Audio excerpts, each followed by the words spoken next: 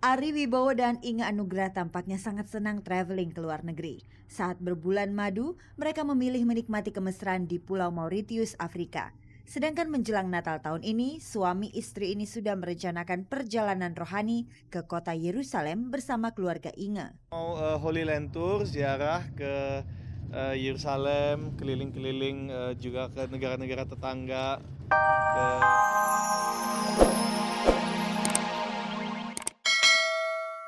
Mendingan dibawa aja ke lab untuk diperiksa itu narkoba atau bukan gitu kan.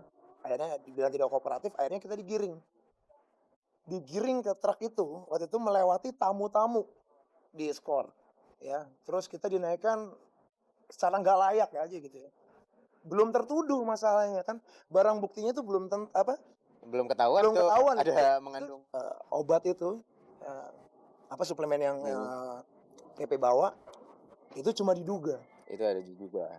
Dan barangnya itu menjadi barbuk di sana. Barbuknya ada di sana gitu, di Manado gitu ya.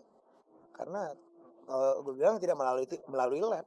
Kalau Wong Pitu merasa disudutkan, maka tak jauh beda dengan pengalaman yang dialami Nina Tamam. Belum lama ini Nina sempat dibuat gerah oleh modus penipuan lewat SMS dan telepon yang mengatasnamakan dirinya. Sasaran korbannya adalah teman-teman Nina sesama penyanyi yang usianya jauh lebih muda. Mereka dapat SMS, jadi dapat SMS, saya dari manajemennya Nina Tamam gitu. Mbak Nina tuh akan launching bulan Februari. Kamu diminta untuk mengisi acara tersebut gitu. Akan ada publikasi dan juga akan ada fee-nya gitu. Diminta rekeningnya, tolong sebutkan rekening jadi kita bisa transfer. Udah, nggak lama kemudian orang itu nelpon, nanya, ibu kamu namanya siapa? Mulai ngobrol segala macam. Nah kan kalau orang udah tahu nomor rekeningnya dan nama orang tua, nama ibu apalagi ya biasanya ya, alamat jelas segala macam itu lebih bahaya. Untung saja teman-teman Nina langsung tanggap menghubungi Nina untuk meminta kejelasannya. Praktis, tak ada korban yang menderita kerugian material. Nina dan manajemennya berupaya mengusut siapa pelakunya, namun hasilnya tetap nihil.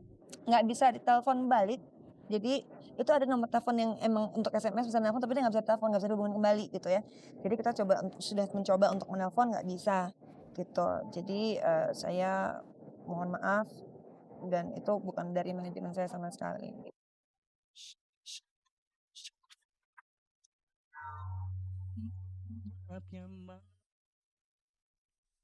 Kemarin Agim menggelar konferensi pers di kantor MQTV Cipaku, Kebayoran Baru, Jakarta Selatan. Agim bersanding dengan Teh Nini untuk menjawab semua isu tentang pernikahannya dengan Rini. Agim akhirnya mengakui memang telah menikah lagi. Namun Agim tak mau menjelaskan tanggal pernikahannya dengan Rini. Namanya adalah ya usianya 37 tahun, berapa tahun? 2 lah, jadi tidak mudah amat ya. Status janda, punya anak 3, jadi sekarang jumlahnya 10 lah. Ya, mana? Maaf, pokoknya di Bandung lah, resmi legal dan nggak mungkin saya melakukan sesuatu yang tidak legal. Keputusan untuk berpoligami itu ternyata telah menjadi perbincangan serius antara Agim dengan Teh Nini selama 5 tahun belakangan ini. Tindakan yang diambil ini bukan tanpa pertimbangan, sudah hampir 5 tahun. Ya, sudah 5 tahun. Ada pemanasan 5 tahun. Waktu itu kami membahas ada 3 calon yang saya ajukan ke istri saya. 1 gadis yang kedua janda belum punya anak, yang ketiga janda yang sudah cukup banyak anak. Dan mana usulan buat anak itu? Ada yang masuk angin. Jadi ada kandidat keempat, yaitu kasepuhan. Tak mudah untuk menerima kenyataan bahwa suami menikah lagi. Perasaan manusiawi itu juga dirasakan oleh Teh Nini sebagai seorang perempuan yang dimadu. Sudah 20 tahun saya menikmati karunia yang Allah berikan lewat suami saya. Dan subhanallah, berarti saya harus siap kalau suatu saat diuji oleh Allah. Karena Allah Maha Pencemburu. Kalau saya terlalu cinta kepada suami, sehingga menjadi penghalang saya untuk cinta kepada Allah.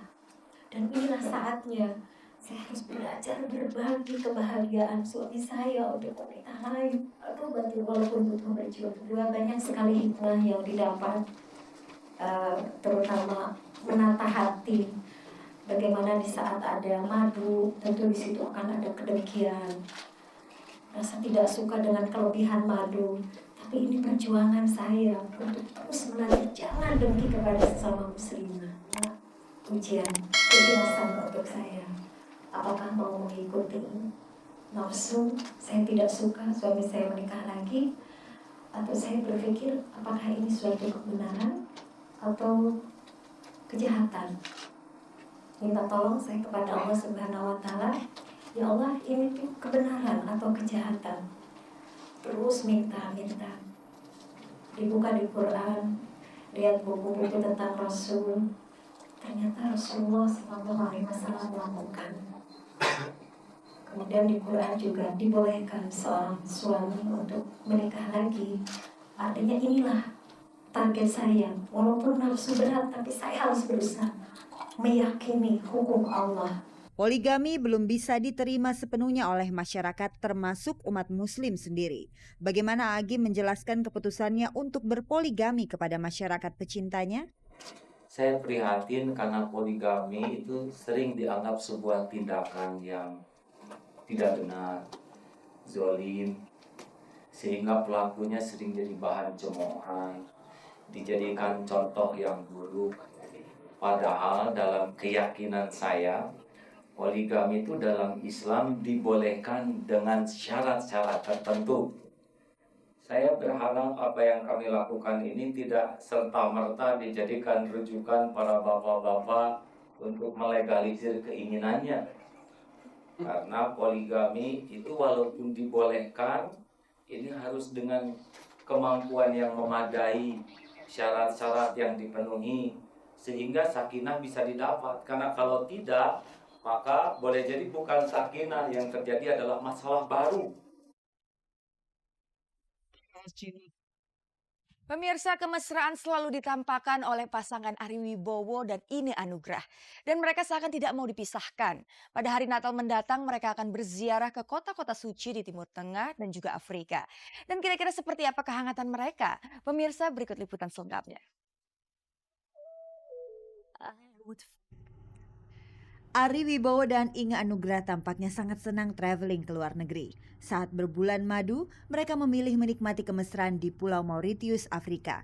Sedangkan menjelang Natal tahun ini, suami istri ini sudah merencanakan perjalanan rohani ke kota Yerusalem bersama keluarga Inge. Mau Holy Land Tour, ziarah ke Yerusalem, keliling-keliling juga ke negara-negara tetangga, ke Mesir, ke Jordan, ya. Pasangan ini ternyata cukup religius. Bahkan pertemuan pertama mereka pun terjadi di sebuah gereja di Australia saat Ari memberi pelayanan rohani. Ketika pacaran, orang cenderung menutupi sifat jeleknya dari pasangan. Saat menikah, baru kelihatan aslinya. Mungkin seperti itulah yang sedang dialami Inge terhadap Ari. Enggak sih, enggak ada yang bikin kaget, enggak ada. Yang bikin seneng ada ya? Banyak. Oke, itu yang penting. Contohnya tiap pagi atau tiap malam pasti yang kita selalu kayak doa bareng. Terus kalau mau jalan juga pasti dia nemenin aku turun kalau aku pergi ke kantor gitu. Jadi sesuatu yang sweet banget. Iya, tiap pagi jam 6 bangun terus sarapan. Biasanya saya masih tidur dulu. Ingenya dulu yang turun siapin, naik baru bangunin langsung makan. Jadi saya kebagian enaknya aja. Dia wangi kopi dia. Kemesraan semestinya tidak hanya dibangun antar suami istri. Tali kasih dengan mertua pun harus selalu dijaga. Ternyata hubungan Inge dengan ibu kandung Ari, Sibyl Allman, sangatlah mesra. Kita kayak tolong baik-baik aja sih, lancar-lancar aja. Mamanya juga asik, lucu. Sama kayak mama kamu juga. Iya. Dan kayaknya sih kalau untuk masalah budaya juga nggak ada terlalu perbedaan gimana, karena satu Inge juga lama kuliah di luar, sekolah di luar, terus mama saya juga udah puluhan tahun di sini juga gitu, jadi nggak ada perbedaan apa-apa. Di tahun depan, Ari akan mengajak Inge mengunjungi keluarganya di Jerman. Saya tuh selama ini kan lahir di Jerman, ya kan, selalu jenguk ibu saya yang udah pisah sama bapak saya, jadi selalu jenguk ke satu kota itu aja, belum pernah ngelihat kota-kota lain di Jerman. Jadi pengen sekali ini gitu untuk benar-benar keliling, pengen ngelihat gitu kayak apa sih kota-kota lain.